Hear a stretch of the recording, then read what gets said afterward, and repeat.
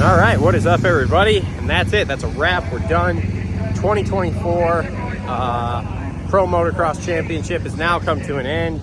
Chase Sexton, your champion here in the 450 class, and stamping it with a 1-1. The 250 class had some interesting things happen there. Deegan finishes out the year winning the last moto, so that was really good. Yeah, let's start with 450s because I feel like that was the lesser of the two classes today. There wasn't quite as much going on. Like I said, Sexton stamps that with a 1-1. No real surprise there. The real surprise to me was the AP was hanging in there as tightly for as long as he did. He really, especially that second moto, kept Chase real honest for 15 minutes. I mean, yeah, I would say 15 minutes before he started to really back it off. I think he wanted to send it and kind of leave a stamp on this whole debate going to MX and Nations, which we still don't have a team yet. We still don't have a team for and MXON. We probably won't find out till this week. We probably won't find out, but Tomac did manage to pull a podium there. Yep. That last moto. And the first moto, he just basically ran fourth the whole time. Yeah, at the beginning of that second moto, and he just lashed on the back of Hunter, I'm like, are they just going to play topsy-turvy for like a total of 70 minutes today? 100%. Like every Eli would close up in that first moto. I don't know what lines he was taking. He was wearing a stand, I couldn't see, but like, dude, he was losing probably a good 2 seconds a lap. Yeah. In that first moto in the woods. Oh, okay. On Hunter. And then every time he closed back up in the front section. But yeah, I mean, definitely, what, 4.11, 4.3, and I think the 11 was a little bit, misleading that second moto at Bud. So, like, not too bad for Eli being, on the couch for however many months now. But I do feel like today kind of put Eli in the conversation for MXON, at least as far as like, okay, cool, second race back, you give him another 4 weeks or whatever it is. Yeah, I mean, he technically probably can be ready, right? No offense to AP, and we all love AP. That's what goes without saying. But let's be real. Where Eli's at now, and like Travis just said, where he's going to be in a month from now, totally different person. I got to be honest, I think you pick Eli. I think you do too. And this is not a knock on AP. AP had a hell of a season. No, he's really good. I just think you have to pick. I think you have to pick Eli because I think you need Danger Boy to go. If we want a shot at winning, I think so. Yeah. Anything else 450s that you can really think of? There wasn't a whole lot. Hunter faded that second moto. Hunter was not. Something happened that second moto. I think he cooked himself that second moto. He might have cooked himself that second moto, so that was that's not good going into SNX. Nope, not good at all. Justin Cooper rode well today. Jason Anderson rode well today. Christian Craig had a good second moto. Christian Craig had a good second moto. And I thought Phil was going to try. Phil was pushing, trying to catch him. I was trying to make it happen. That first moto, I was like, is Phil going to send it and try to lead a lap? And then I was like, no, never mind. Yep.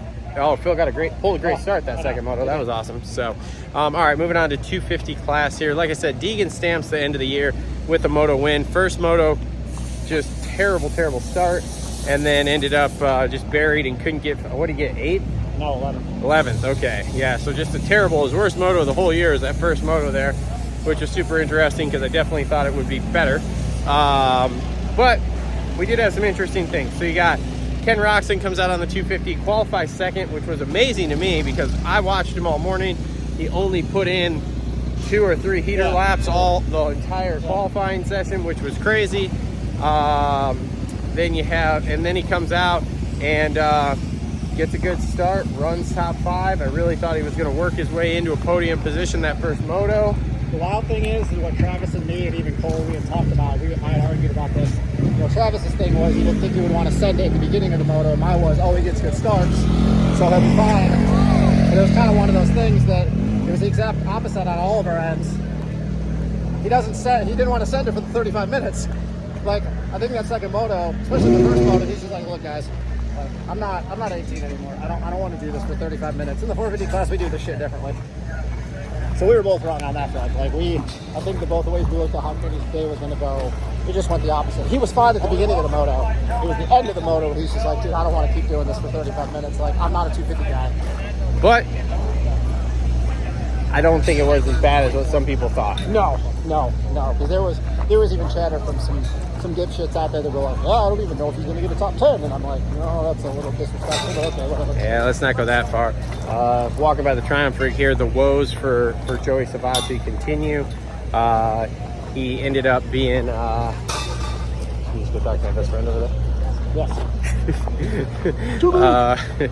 He ended up having a bike malfunction. Sorry, I'm sidetracked now. Savachi, yes, had bike malfunction that first moto, could not finish, which was a bummer. Like second lap in too. It wasn't even like he did most of the moto like second lap in.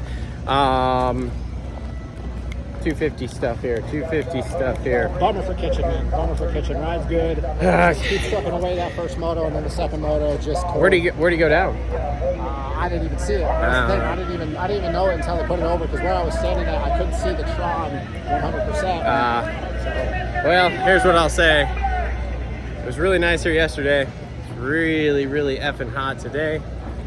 Yeah, sorry guys, this is short. Yeah, we overlap. Yeah, we made it through. Me and Justin are going to do the main show tomorrow.